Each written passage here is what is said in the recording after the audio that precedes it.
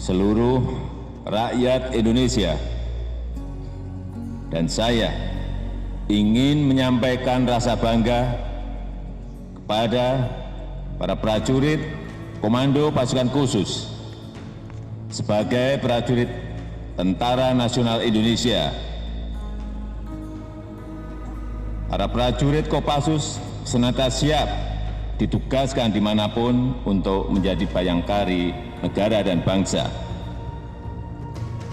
dan tidak pernah gentar membela ideologi negara Pancasila, serta selalu setia kepada Negara Kesatuan Republik Indonesia yang berdasarkan Pancasila dan Undang-Undang Dasar 1945.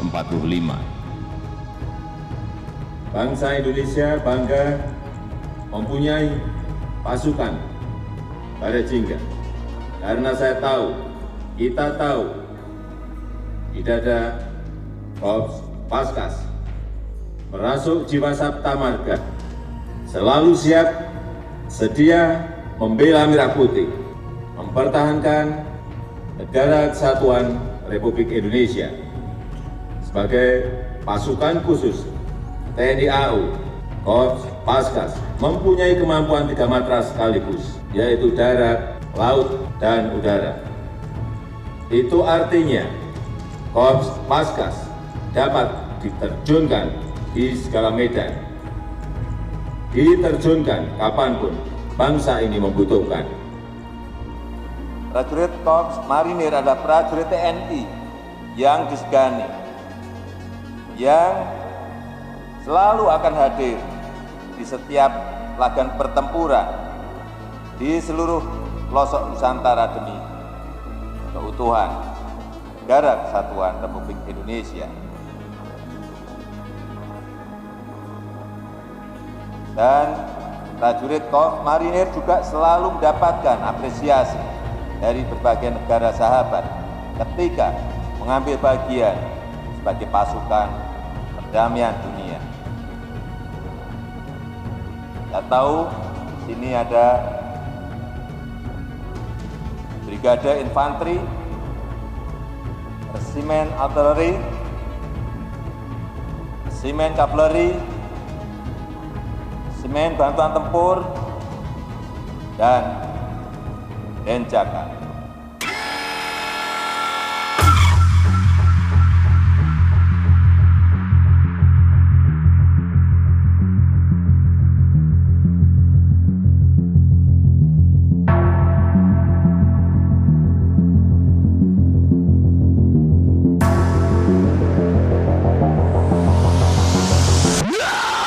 Detasemen Jala Mangkara atau Denjaka adalah satuan gabungan antara personil Kopaska dan Taifib Korps Marinir TNI Angkatan Laut. Denjaka dikhususkan untuk satuan anti-teror, walaupun mereka juga bisa dioperasikan di mana saja, terutama anti-teror aspek laut. Denjaka dibentuk berdasarkan instruksi Panglima TNI kepada Komandan Korps Marinir nomor ISN 01 P41984 13 November 1984. Selain sebagai komando pelaksana Korps Marinir yang berkedudukan langsung di bawah Dan Kormar, Denjaka juga sebagai pelaksana utama Panglima TNI. Sebagai komando pelaksana Korps Marinir, Denjaka mempunyai tugas pokok dalam membina kekuatan dan kemampuan satuan detasemen Jala Mangkara.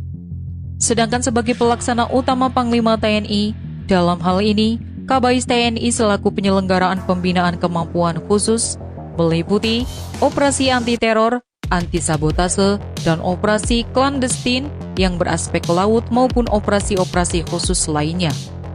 Dalam sejarahnya pada 4 November 1982, KSAL membentuk organisasi tugas dengan nama Pasukan Khusus Angkatan Laut Pasusla.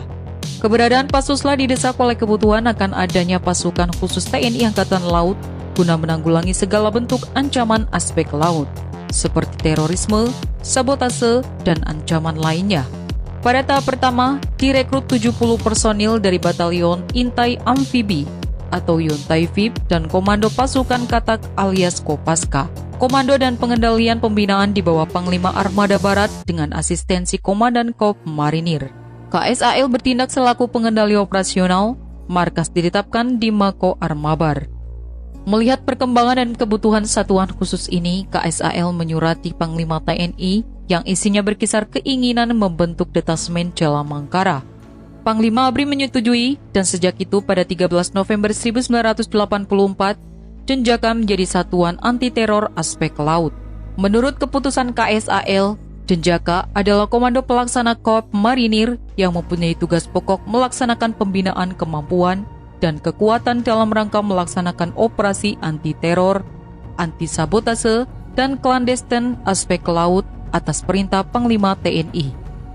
Berdasarkan Peraturan Panglima TNI Nomor Perpang 77 10/2010 tentang persetujuan dan pengesahan peningkatan kepangkatan dalam jabatan di lingkungan Korps Marinir, diputuskan Komandan Detasemen Jalamangkara berpangkat kolonel.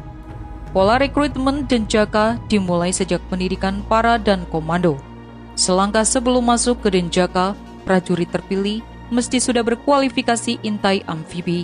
Dalam menjalankan aksinya, satuan khusus ini dapat dikerahkan menuju sasaran baik lewat permukaan atau bawah laut maupun lewat udara.